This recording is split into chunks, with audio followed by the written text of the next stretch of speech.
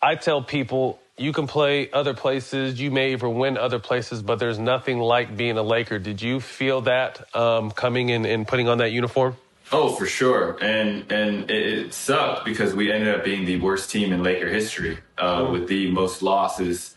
And that was a dark year, man. That was a really, really dark year in terms of just what we thought the expectations were going to be.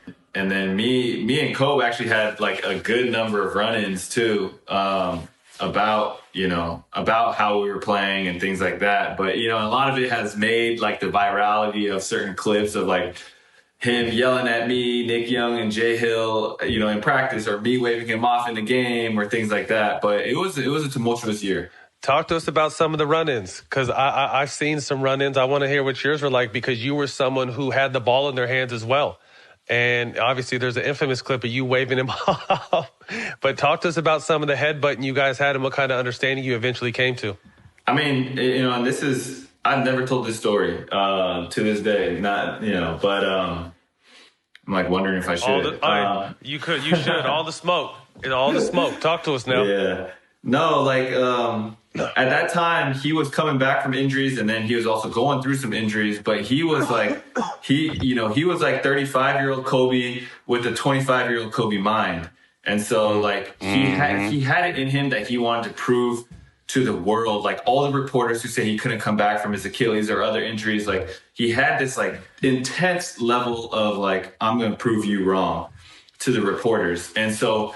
He was shooting like, there are games where he shoots 45 shots, and there were, it got to a point where there were a few games where he had shot us out of the game. And again, it was just, he was at a point where he was going through so many tough injuries at an age that his body couldn't keep up with the demands. And so that's where like me and the rest of the team, like we had different thoughts. And so I remember I would go head to head with him, and we would like, because he doesn't sleep. Like he slept like 2 or 3 hours a night. And then I would be up because we would lose. So when we lose, like I would always be up at like 3, 4, and I would be watching film. So we'd be texting at 3 a.m, 4 a.m, like arguing with each other, conflicting with each other. And it got to the point where I was like, I told him, this is how it started. I said, look, you're Kobe. Like I'm coming in trying to learn from you. Okay. So like, I'm okay with anything as long as you talk to me like a man, like in terms of like, don't talk down to me like I'm a boy, talk to me like a man and respect me.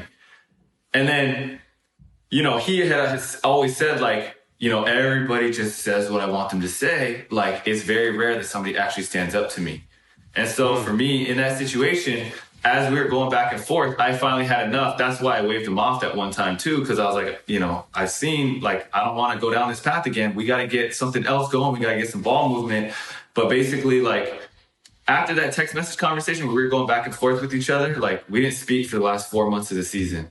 Like, nobody knew. Nobody on the team knew. But for me, that was, like, something I was willing to accept because I said what I needed to say to him. And if he didn't like that and he was like, I'm not going to engage in, or like, I'm not going to talk to you anymore. I was like, all right, cool. I can live with that. At least I said what I needed to say. On the flip side, there were times when I was younger in my career where things would happen to me and I didn't say what I should have said. Right. And that was what, like, basically then I would end up getting pumped.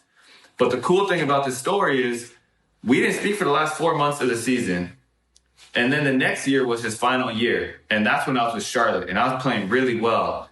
And in the middle of the game is when we buried the hatchet and we said, like, you know what, it's over. And so we started talking to each other. We were asking about each other's families like we were before. And then even after the game, we started texting again. He was giving me some advice on my game. And my whole thing the whole time was like, look, I'm not saying I'm better than you. I'm not saying any of that. I'm saying when you talk to me, don't talk down to me. And I'm ready to listen and I'm ready to try to help this team in whatever way is possible. And for me, that was a big step because again, growing up in the Asian culture, it's like, don't step on the toes of the boss or whatever. But for me, I'm like, I got to a point where I was like, look, this is who I am and this is what I need to do as a player.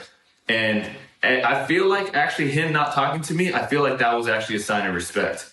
Like he was like, you know what? I'm pissed at you, but I actually respect you because you actually said something to me versus like so many other people won't. And that's why the next season when I was in Charlotte, like he was like, I mean, we taught, it was just like, it like never happened. He was just like, we're back to normal. How's your family? How can I help? What advice can I give you? And that was my experience with him. And I learned a lot and I grew a lot.